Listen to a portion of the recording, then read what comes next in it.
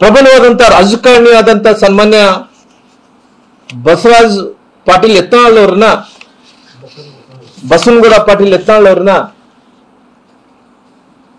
ಏನು ಅವ್ರನ್ನ ಪಕ್ಷದಿಂದ ಏನು ಉಚ್ಚಾಟನೆ ಮಾಡಿದಾರೋ, ಇವತ್ತು ನಾನು ಬಹಳಷ್ಟು ಸಾರಿ ಅವರಿಗೆ ಹೇಳಿದ್ದೀನಿ, ಯತ್ನಾಳ್ ಸಾಹೇಬ್ರವರೇ, ತಾವು ಬಹಳಷ್ಟು ನೇರ ನುಡಿ ವ್ಯಕ್ತಿ ಇದ್ದೀರಿ. ರಾಜಕಾರಣದಲ್ಲಿ ನೇರ ನುಡಿ ವ್ಯಕ್ತಿಗಳಿಗೆ ಸ್ವಲ್ಪ ಎಲ್ಲೋ ಒಂದು ಕಡೆ ಎಡವಬೇಕಾಗುತ್ತೆ. ನೀವು ಜೊತೆಲಿ ಪಕ್ಕ ಹಿಂದುತ್ವವಾದಿ ಇದ್ರಿ. ಆ ಹಿಂದುತ್ವವಾದಿ ಇದ್ರಂತ ಟೈಮಲ್ಲಿ ಕೂಡ ಎಲ್ಲೋ ಒಂದು ಕಡೆ ತೊಂದರೆ ಆಗ್ಬೋದು ಏನಂತೇಳಿ ಬಹಳಷ್ಟು ಸಾರಿ ನೇರ ನುಡಿಯಾಗಿ ಮಾತಾಡಬಾರ್ದು.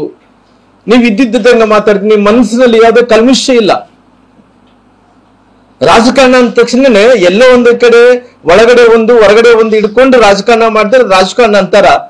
ನೀವ್ ಏನಿಲ್ಲಾರ್ದಂತೆ ಇವತ್ತು ಬಾಯಿ ಮೇಲೆ ಮಾತಾಡೋದ್ರಿಂದ ಬೇರೆಯವ್ರಿಗೆ ನಿಷ್ಠುರ ಆಗ್ತೀರಿ ಅಂತೇಳಿ ಬಹಳಷ್ಟು ಸಾರಿ ನನಗೆ ಸಿಕ್ಕಂತ ಟೈಮಲ್ಲಿ ನಾನು ಬಹಳಷ್ಟು ಸಾರಿ ನಾನು ಮಾತಾಡುವಂತ ಸಂದರ್ಭದಲ್ಲಿ ಕೂಡ ನಾನು ಹೇಳಿದ್ದೀನಿ. ಅದಕ್ಕೋಸ್ಕರವಾಗಿ ನಾನು ವಿನಂತಿ ಇಷ್ಟೇ, ಏನು ಪಕ್ಷ ಇವತ್ತು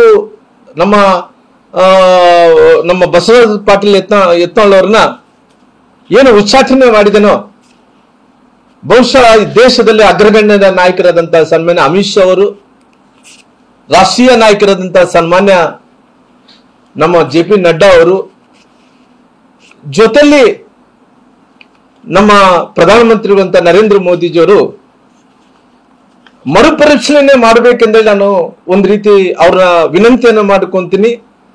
ಇಡೀ ಪಂಚಮಸಾಲಿ ಲಿಂಗಾಯತ ಸಮುದಾಯದ ಜನರು ಎಲ್ಲರೂ ಕೂಡ, ಯಾಕಂದ್ರೆ ಅವರೆಲ್ಲರೂ ಕೂಡ ಇವತ್ತು ಭಾರತೀಯ ಜನತಾ ಪಾರ್ಟಿಯಲ್ಲಿ ಅವರು ಎಲ್ಲ ಒಂದು ಕಡೆ ಪ್ರೀತಿ ವಿಶ್ವಾಸದಿಂದ ರಾಜಕಾರಣವನ್ನು ಮಾಡ್ಕೊಂತ ಬರ್ತಾ ಇದ್ದಾರ. ಇವತ್ತು ಆ ಸಮುದಾಯಕ್ಕೆ ಎಲ್ಲ ಒಂದು ಕಡೆ ನಾವು ಆಗಬಾರದು.